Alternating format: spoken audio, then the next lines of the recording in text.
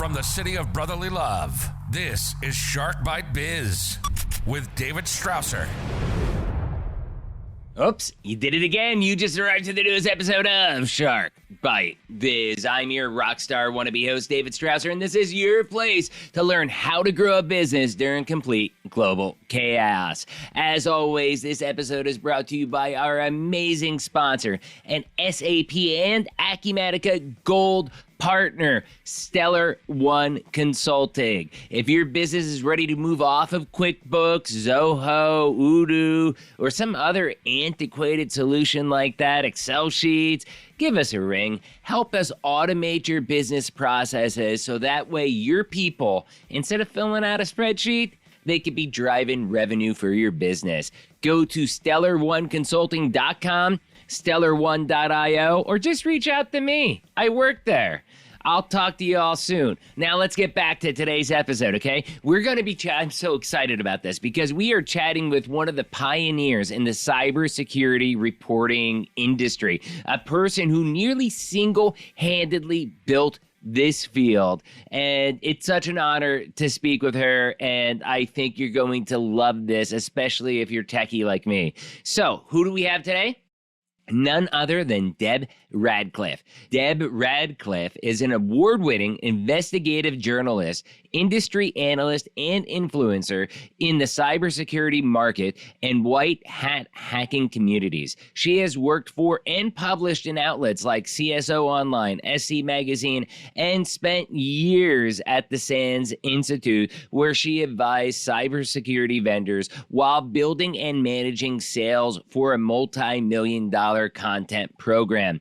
Now, drawing for her deep connections and vast knowledge of the hacker community, she brings a strong storytelling style to a thrilling tale of this unseen world in her Breaking Backbones Hacker Trilogy. I am telling you, I don't have the book. Usually I wait to publish these episodes until I have the book to show them to you.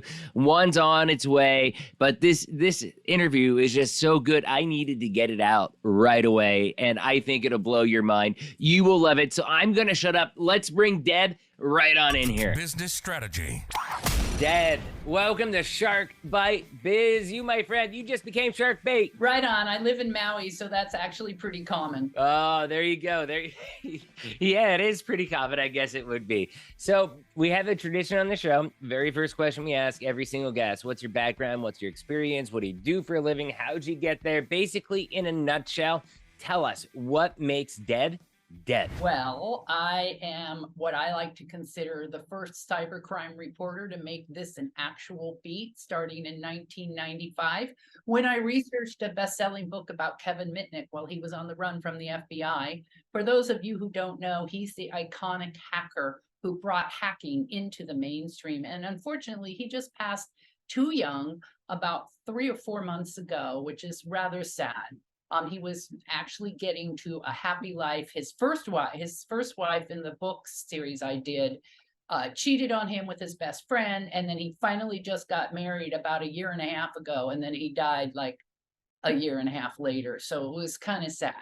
But Kevin was a voice for all of us. He worked at a company called Know Before, where he was an evangelist warning people about social engineering, which was his big deal back in the 90s. So after I did that, I realized that this thing called the internet was going to be everywhere, and these business owners and large businesses were going to be directly connected. I started with dial-up modems. So that was interesting. I started pounding on the doors of all the magazines saying, hey, this internet thing's going to be in your readers' offices really soon. So finally, this old magazine called Byte, which no longer exists, said, why don't you do a story on firewalls? I'm a general assignment journalism major. I got my journalism degree while I was married and having 3 kids. So I had to call a company called Microsoft and say, what's a firewall? Wait, who are they? Right? It was a brand new company at the time, right? It was a long time ago. And so that was just the beginning. When that article published, I knew what Kevin Mitnick and his friends could do, regardless of what everyone said a firewall could do. And I knew how they could get around and through a firewall. So when that article was done, the FBI called me, their brand new cyber field office, and said, we need to use this to train our new cyber agents. Do we have your permission? And I said, absolutely. But where were you when I was hanging out in Santa Monica trying to get comment on Kevin Mitnick? And they're like, gotta go, bye. And they hung up. So it was a pretty funny and scary time for me. I also ended up leaving a husband, and I had 3 little kids. And so diagnosed with a disease that was supposed to kill me in 4 years, and running into this business all at the same time. And I haven't looked back. It's almost 30 years now. Wow, that is crazy. You had a lot on your plate and you're still here alive and kicking it. That's awesome. Congrats. Thank you. I still have the condition. They're saying I lived the longest in the books at Kaiser. They went back and looked at records, and I'm the longest living person with this condition in their medical database. Wow. Do you mind? I mean, I know these things could be personal, people, but you brought it up. I mean, what condition is it? Do you mind sharing about that, or? Yeah, it's something you're going to be the first one to hear this on a radio show, because it's something I don't normally share, because I'm afraid it's going to lower my opportunities to get work. And I think that's why some people don't share this stuff. It isn't so much that I feel embarrassed by it. It's more about career. Will this kill my career or not? But I'm getting old enough to not care anymore about that. So it's a blood and bone marrow cancer. It's called myeloid dysplastic syndrome.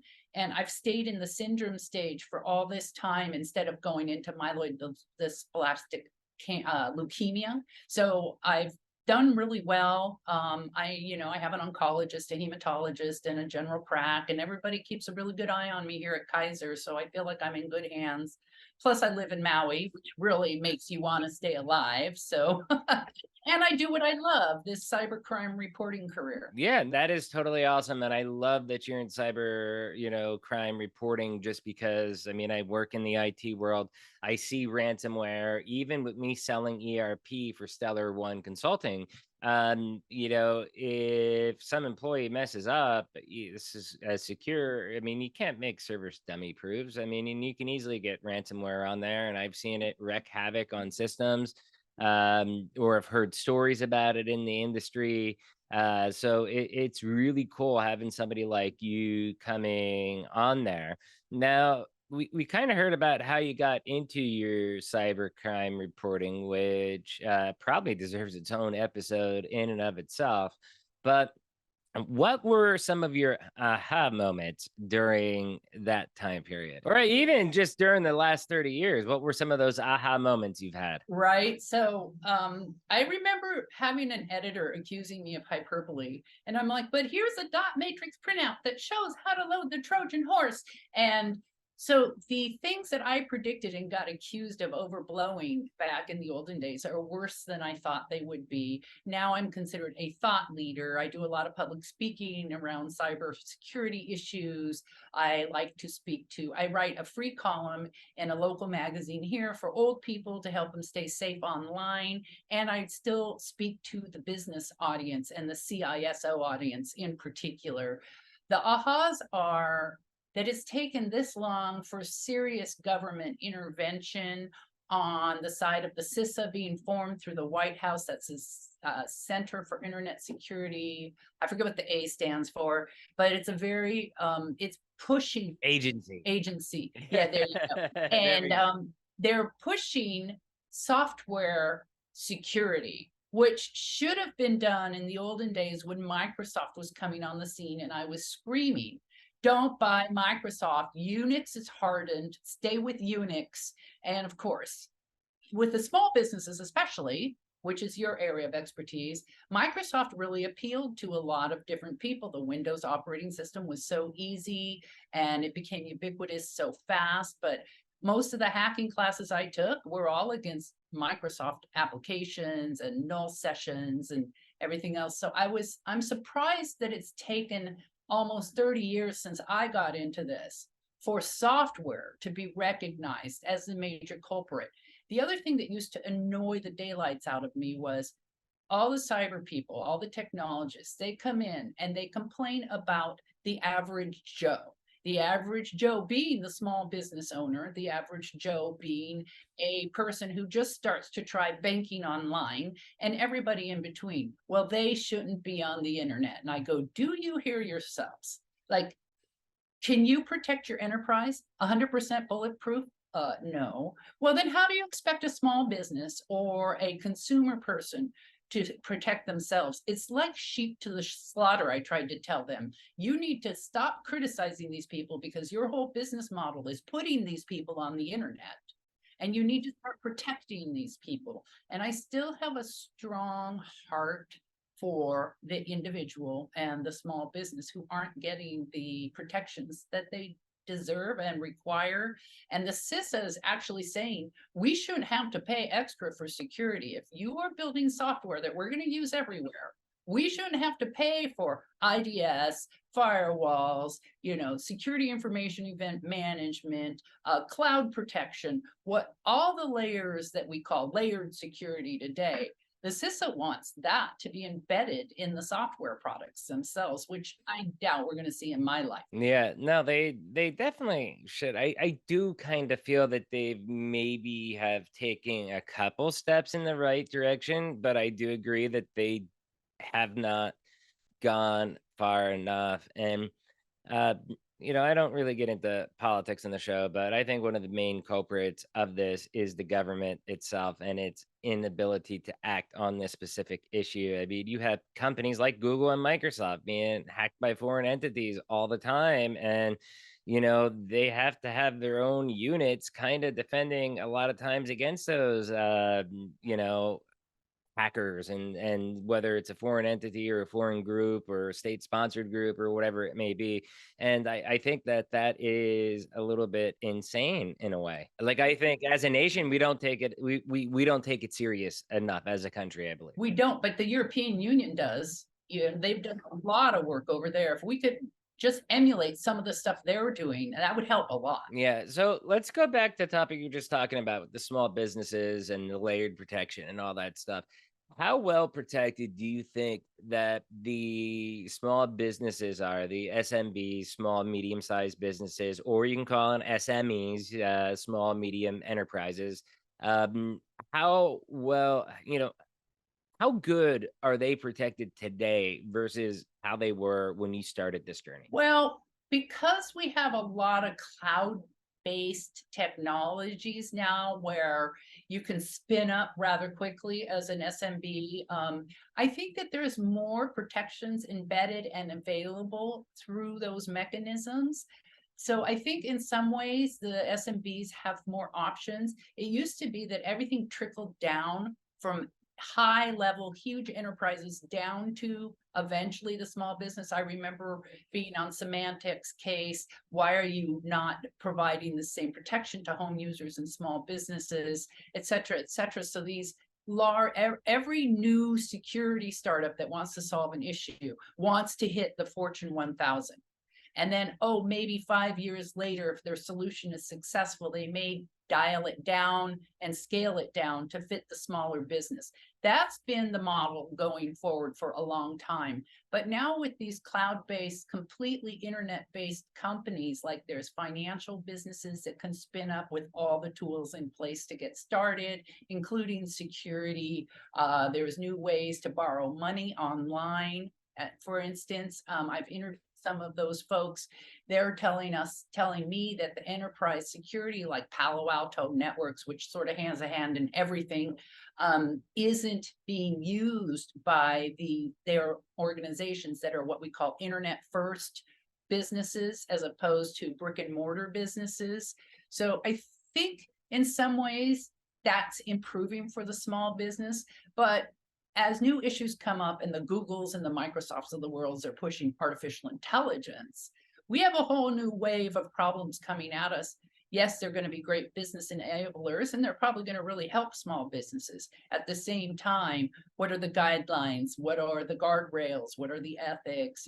People can jailbreak them. It's a new form of shadow IT. You could be a medium-sized business not knowing that 6 different business units are using an AI program that hasn't been approved by the IT security organization, or even been made aware of these shadow IT AI programs. So there's so much secretive technology out there that we have no idea. I mean, if you look, okay, again, Not a political show, but this is where we cross into it. Look at the past couple elections we've had as far as the bot farms, the troll farms, pushing out, because so many people are in echo chambers, I think, anymore with who they surround themselves with. And then you have foreign entities, sometimes even entities within our own country that are using these bot farms, AI bot farms, stuff like that, and posing people and getting people all riled up on both sides of the table.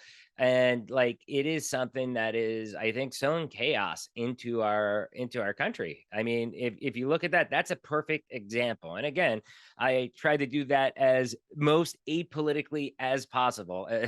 So I hope I'm okay with what I said. I agree with that 100%. Now throw AI into the mix, generative AI, images and audio, which I've already reported on before ChatGPT blew up. I had a case where a Binance executive was deep faked on Zoom video calls. It started on a fake LinkedIn site, pulled clients into these fake Zoom calls with questions, answers, interactive dialogue, face, everything, trying to get these investors to make shady investments in other Bitcoin. That happened with Joe Rogan. I mean, Joe Rogan has it on his show where there was a company out there that was using, basically, I believe it was a generative AI platform to mock his voice and using him to pitch a product. And that was all over his show. And it was, he's like, how do you stop? If I remember correctly, he's like, how do you stop this? Like, you just can't stop this. I listen to him a lot. He is the godfather of podcasts in my mind. But when I can't listen to full episodes, I do listen to clips. And when I see something like that clip, because that is a clip I believe I did watch on YouTube versus to his show on Spotify, that's where it's like, holy cow, like, this stuff is real. Now imagine if something gets out and it's viral and it's the president of the United States, doing something, and some other country, gets it and sees it first, and they think that this is an actual security. I mean, like, this is it like, it blows my mind of all the things that can happen, from fake scams like you were talking about, fake product pitches like with Joe Rogan, to national security concerns that can happen. Right. Well, for example, when I wrote that article, was about the time that fakes came out of the Russian president being arrested, and it was all fake, and it went in the mainstream news in Russia. Like, it wasn't just on the internet. So the other danger is, how many times do you pick up your news feed and it's about a post on Twitter? It's about this. So people are taking this stuff off the internet and putting it in real news feeds, and that just is going to complicate the matter. I am so sick of seeing news articles where it's like, oh, look at this this from TikTok, or this from X, I guess it is, not Twitter anymore, it's X now, this from X, or this from Facebook, or this from there, and they're taking a social media post, which may or may not even be true, and posting that with all the reactions to it. And it's like, really, there is nothing else in the world this author could be writing about that is of more importance or actually legit? And yeah, no retractions or anything like that. Lazy and lacking research. Those are the things that I was trained to do. So when I was speaking at West Point many years ago, I brought my 16-year-old daughter with me. It was an amazing trip. The faculty asked me in the engineering department, why would I read your articles when I can read anything I want on the internet? And this was like the year 2000. And I said, 2 words, sir. I said, quality control. And they're like, what does that mean? And I go, I fact check. If I don't get 3 people saying the same thing, it's not going in the article. End of story. Blah, blah, blah. I have editors that go back and fact check with me, and we put out responsible journalism. I do my research, I correlate, and I report.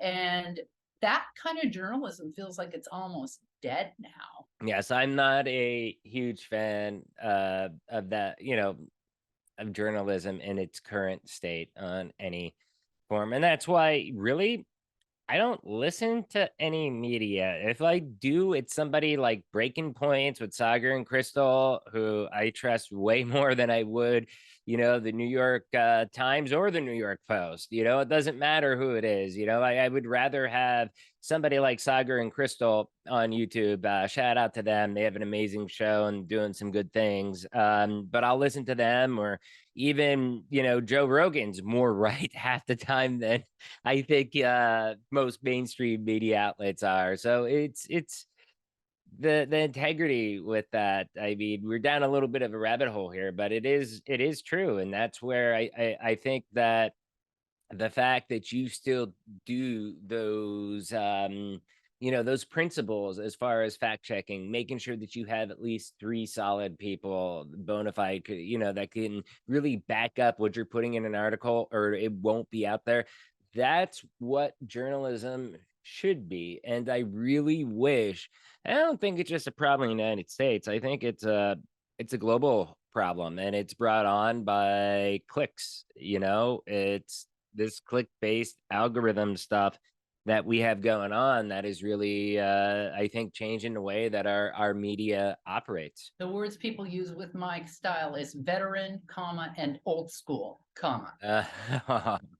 It shouldn't be old school. It should be standard. Right? That's my opinion. So let's change topics here. Let's as most people can see, I have, for the first time ever, I've got sent 2, but I've never have been sent 3 books, all 3 books in one trilogy, all signed by the award-winning author herself.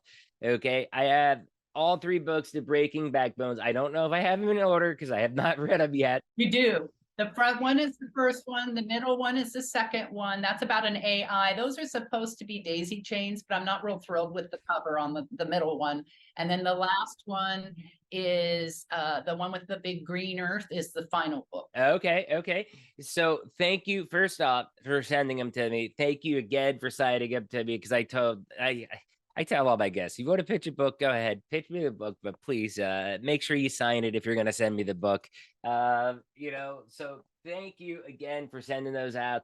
Please support Deb, because it's hard to make money selling book these days. So if you love what she's saying, this show, we don't do sales pitches, but this is a sales pitch. Go out, buy one of her books, get it. I assume you can get it on Audible, right? You can get it on Audible, except for the third book. It takes a while for Audible to be created after the third book publishes, but the first 2 are on Audible. The last one just published in August, so it should be out on Audible in about 4 months. Okay, I am going to, even though you've sent me these for free, I will still purchase the Audible version because I'm an audiobook person. I listen to it, background noise, drive-in, all that stuff. And that's usually where I learn about things, whether it's a sales book, whether it's like I just did some books on theta healing and stuff like that. So I'm going to listen to your first 2 books, and then eventually when the third book comes out, hopefully it has a landing page and I can put it on a wish list for when it is released. Oh yeah, that's a good idea. I have, it's all on Amazon, it's all on Goodreads, it's all on Apple Book. Do you read the books yourself, or do you have a professional voiceover? Oh, a professional for sure. Her name is Joanna, and I love her so much. She tracked me down on LinkedIn because my publisher sort of keeps us apart from the people who are doing the audio, and she promotes my books for me. She's currently promoting the third book because she says now recording, and then she puts a picture of my book up, and she's great because she does a lot of French. She's from French Canada, and there's a lot of French words in here because in book 2 and book 3, more action is taking place in near Paris. So she is great. And I've actually had her on my own show called Cybeat on ITSP Magazine. And I talked about voice acting in the internet age, and she was very illuminating. And the takeaway I had was there's as much competition for voice acting and voiceover as there is for Hollywood screen movies and series. Oh yeah, definitely. So let's talk about, okay, we have the books here. We just gave you an amazing plug for the books, but tell us why did you write your cyber thriller series? Like, what was the motivation behind it? And why did you, because these are fiction books as compared to nonfiction, why did you, considering that you're a journalist and all the cases you've covered, why did you choose doing the fiction instead of nonfiction route? It's interesting because when I tried to do nonfiction, it was actually more extreme than the fiction. No one was buying that it was real. But the truth is, I had these characters. Cindy Frank was going to be a defense forensics investigator in the cyber division. She was going to go off grid because she did not want to take a human chip implant. And then it turned out she was pregnant with a spy's baby. So she wasn't telling anybody at the office. She certainly wasn't going to chip her baby without the baby's permission or knowledge. And they were being chipped at birth. And Globecom was the company behind the chips. Globecom is being destroyed in here, which is the whole focus of this book. The hackers mount an attack against Globecom. They're going to live off the grid. Well, how are they going to avoid a surveillance society with drones and videos? Now, all of this has been in my head for 20 years. Do you think we're headed towards that surveillance society? I mean, are we there yet? We're partway there. In the book, one starts with a drone war and kamikaze drones, and it published 2 years before the Ukraine war started. So all this stuff I thought was 20 years out in the future, but it's not. Drones are everywhere. Surveillance drones by the NSA. Are you sure you're just not psychic? That's what people call me, but most of them call me intuitive because I've covered the cybercrime beat for so long. You can just project out where we're going from there.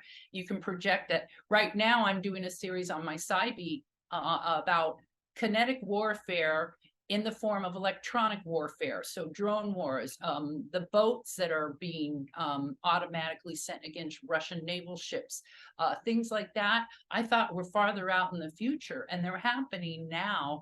And I think we're just at the beginning. The US government, in 2 years, they want to have autonomous fighting machines, boats, drones, and other weapons-armed systems to go out and autonomously maim and kill targets. And they want to beat China at this game. So China's a surveillance society. The UK has been a surveillance society for a long time. That's actually a really good point, because I think a lot of people you see it on TV shows all the time, but I don't really think when we talk surveillance society, okay, people don't really, they'll talk about China, but they forget places like the UK where it totally is as well too. And I mean, I could be wrong with that, but from what I've seen, news, TV shows, I mean, they're able to track down all that stuff using all their cameras all over the place. And, I think I've seen videos where, like maybe there's a fight or something like that. And I think you hear from the camera, the people being yelled at. I don't know if that was the UK or not, but they're yelling like, hey, stop fighting, get away now, or we're coming or whatever. I've seen things like that. And it's just like, wow, that is crazy. And think about canine bots. Police forces in New York are trying to test them out right now to keep the peace. Now, I don't think they're armed yet, but that's not far down the road. And there's in this book, there's a bunch of canine bots when they're trying to break developers out of a Russian work camp to take possession of an AI that's under development. So the second 2 books are more focused on an AI. In the first book, Cindy Frank becomes a den mom to hackers in the Blue Ridge Mountain, and she switches her name to Cy, short for Cyanthia. That's why I call my ITSP show the Cybeat, CY. And so she ends up helping to launch a war against Globecom. It takes 17 years in the making, but it starts with the initial assault on Globecom because that's where the book had to start. And then it has a split narrative because it's got to show what happens when you kill the internet and everything connected to it, because all the databases and fact checking and access and authentication went back to Globecom's databases where they destroyed. So, and then it showed, at the end, they're getting a hold of this new AI. And then in book 2 and book 3, the AI becomes the power play. It's going to be more powerful and more controlling than Globecom was. The hackers are using the AI for good. but they know it was built in Russia. They know that it hacks anything to get to the targets it's been pointed to. Then it starts assimilating its own targets affiliated with the original target, which was the main bad guy behind Globecom. So they have this ethical dilemma. It's doing good. It's restoring the earth, okay? It's doing all kinds of good stuff, but all these government agents and criminal syndicates are after the hackers because they want to pass the control of this AI. So they have to make a decision what to actually do with the AI, whether to let it live or to kill it. And I won't give you any more teasers than that, but that takes you all the way. That's a pretty good teaser for 3 books right there. That's pretty solid. I am very excited to read the books. One of my, I don't know if you know of him or have heard of him, but one of my favorite tech authors, and it's crazy because he has been kind of like you as far as just predicting technology, years before it comes out, and some of this stuff is starting to come out. But Douglas E. Richards, I don't know if you know of him. What are some of his books? I'm writing this. Like Mind's Eye, for example, is one of his books. I helped him out as far as social media goes, like, I don't know, maybe a decade ago. And like, because he didn't understand Twitter, he didn't really understand LinkedIn, he didn't really understand Facebook. So I'm like, here you go. But because he asked for help on Facebook, and we're kind of friends. But I gave him a guide. It was like, I don't know, a 5-7 page guide, like, hey, do this, this is how you do this, and get the word out. And he writes a lot of books. So he he loved it. It helped him. I think it helped build his community and his fanship, shall we say. And as a thank you, out of nowhere, 3 years later, I get a text message, just so you know, tomorrow morning a new book drops, and I don't want you to be surprised, but as a thank you, and I've been sitting on this for a couple years, but there's a character named after you. You are President David Strausser. So it was pretty cool that you named me a character in one of his books. I'm only in one chapter, but still, it's better than nothing, Yeah, a lot of the characters that I pulled out from my career are in the same boat, but some of them are like lead characters throughout book 1. It's Mane, M-A-N-E. He always reminded me of a lion. His hacker handle is really Del Chai, and there's even a scene where he's running a rave for the young kids at one of the camps where they're all off grid. And he's a big man who sadly ends up dying in book 2. But that's Del Chai. Del Chai is in pretty bad shape, but he's still out there being a hacker for all of us and running the disability program for the DevCon hacker conference every year in Vegas. So he knows he's in there. What I did with mine is I didn't surprise anybody. I had everybody read the first book and approve before it went out. But I changed names based on, I was a good guy, so that was a good thing at least. Well, I had a Hobbit who, Hobbit was from the Loft hacking group. I called him Bilbo. And there's a scene where he's smoking pot, and I wanted to make sure it didn't bother him. I don't know if the guy really smoked pot or not, but things like that. So that's cool. That's cool. Feel free to use me anytime, or Shark Bite Biz. I have to get to know you a little bit better. Yeah, definitely. So let's wrap up with one final question before we start getting into all your books, your shows, the columns and all that stuff one last time. But what advice, if you could give one piece of advice to small businesses, mid-sized businesses out there, number one thing they need to do right now to be prepared for threats in the future, what would it be? Honestly, it's still the low-hanging fruit. So make sure your access controls are really dialed in. If you have a system administrator, don't let his password be admin, and don't allow shared administrator passwords across the enterprise. So that's probably the best one. The other one I would say is, do not expect your employees to be the front line of defense. Cyber attackers have gotten too sophisticated at social engineering for you to expect them to completely be the ones who are going to protect you. Educate them, train them, prepare them, but don't expect that to be all you need to do. Right. Totally understand. And I think that is solid advice. See, I knew this would be a great interview because I have a degree in IST, information sciences technology. So I could talk this stuff all day. That's part of the reason why I sell ERP for a living, because I love technology, but I didn't want to be like a programmer or an IT person myself. Like I studied it to be able to sell it and understand everything that world engulfs. Right. And speak it, but also be able to I guess dumb it down or translate it for non-techie individuals. Right. And I love it. I would not change my career choice for anything, and being able to have a podcast where I can have guests like you come on. And to me, this is talking shop. This is amazing. This is incredible. I know I'm going to love these books. Tell us once more, where can people get these books? Where can people find out about you? And you do a lot of stuff. So list anything that you think is relevant, and tell me which link you want. I assume you want debradcliff.com for the main link that people link to.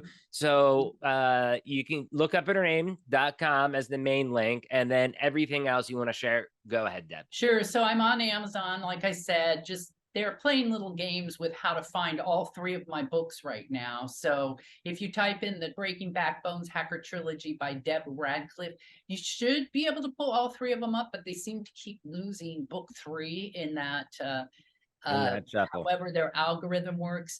Also, I'm at Archway Publishing. That's my publisher. It's a division of Simon & Schuster. And everywhere else. I've also got an ITSP magazine channel. You can just search up ITSP magazine and that should pop up. It's a podcast. And I do a bunch of other stuff for pay. I'm writing for CSO Online. My audience is the Chief Information Security Officer there. And I just did a killer story about Joe Sullivan, who was actually almost went to jail for a breach at Uber.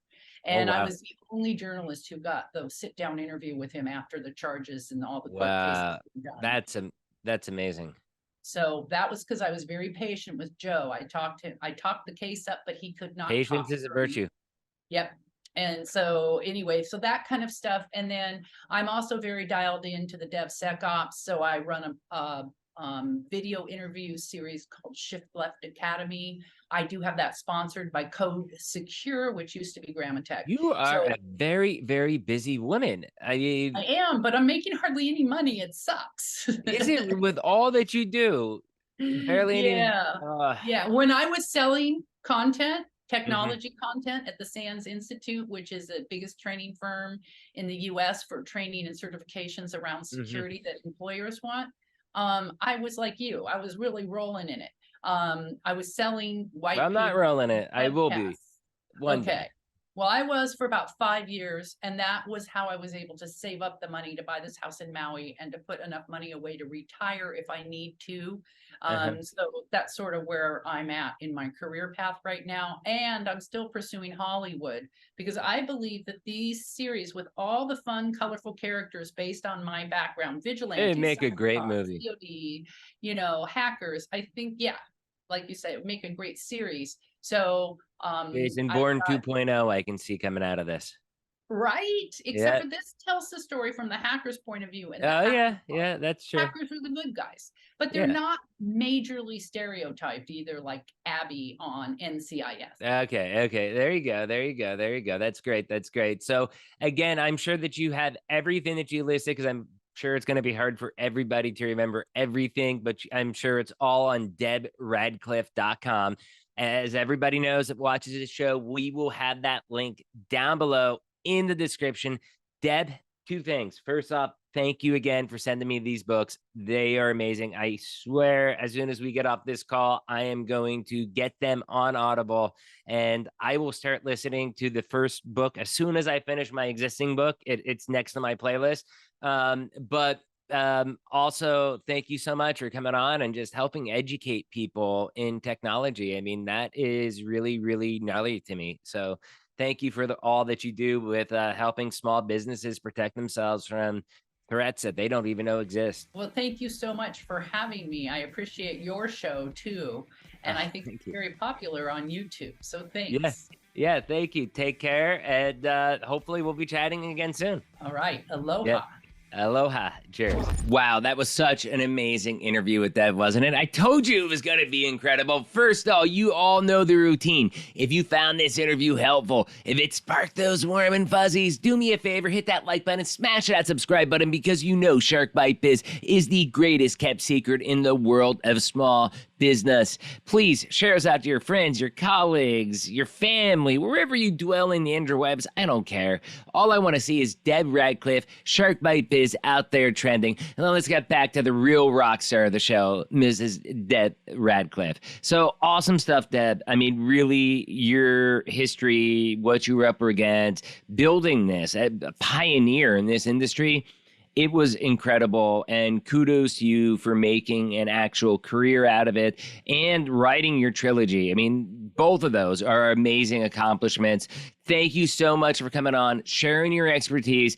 Please check out her website, debradcliff.com, and also make sure you grab her books off Amazon. I swear you are going to love them, especially if you love techie thrillers. You're going to love this with all the hacking and stuff like that is inside the books. So anyways, question of the day. How strong are you on cybersecurity? Leave a comment down below on YouTube. And also, if you want to be on the show, interviews at sharkbitebiz.com. Please remember, if you're watching on YouTube, $3 a month, you can become a baby shark. Support the channel. Every dollar that comes in is another dollar that I put out in ads, production, all that stuff. And thank you again to our amazing sponsors, Stellar One Consulting. If you're on an antiquated system, let's upgrade you. Let's automate your business. Let's get your business to break through those bottlenecks that are preventing growth. StellarOneConsulting.com, StellarOne.io. Either site, both work, or you can reach out to me directly, David at sharkbitebiz.com. And you all know this by now, but I'll say it once again. I'm David Strausser. This is Shark Bite Biz. We'll see you all next episode. Cheers. You've just experienced Shark Bite Biz with Dave Strausser. Make sure to like, comment, and subscribe to the show to help us spread the word about personal, professional, and business growth. Want to be on the show? Send an email to interviews@sharkbitebiz.com. Special shout out to our sponsor, an SAP and Acumatica Gold Partner, Stellar One. Get off QuickBooks. Automate businesses' processes and have your business reach the stars. StellarOneConsulting.com or reach out to the show. Till next episode.